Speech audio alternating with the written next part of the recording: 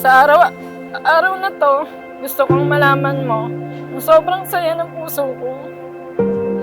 Matagal natin tong inintay na mas maging sagrado ang pagmamahalan natin. Pinapatawa lang kita, sana magustuhan mo gift ko. Ayan lang kaya ko, ha. Kita-kits na lang mamaya. I love you. Kinakabahan ako. Ako din. Hanggang sa huli, pipiliin kong maging sa'yo. Ulit-ulitin man, nais kong malaman mo, iyo ako. Love in our society does not work so well because people fell in love with the physical. When you fall in love with what is inside the person, accepting the physical becomes easy. Mahal, gusto kong sabihin sa'yo, ngayon, thank you for giving me my dream wedding. Thank you. Okay lang magtampuhan, mag-away, pero lagi nating piliin ang isa't isa.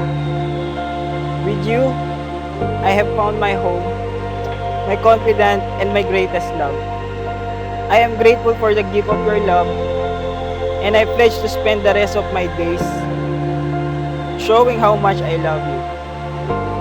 So ngayong magsasama na kayo sa loob ng isang tahanan, Jason at Matet, ang hamon sa inyo, sapat na puwang, sapat na pagkakataon na kilalanin nyo pa ng mabuti ang kalooban ng bawat isa.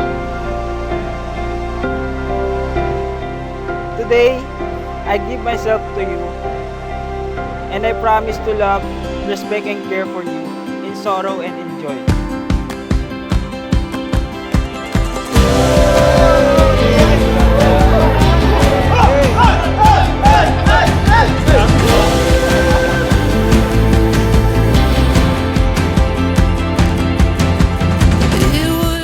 Papasalamat ako kay Lord, ikaw ang binigay niya sa akin.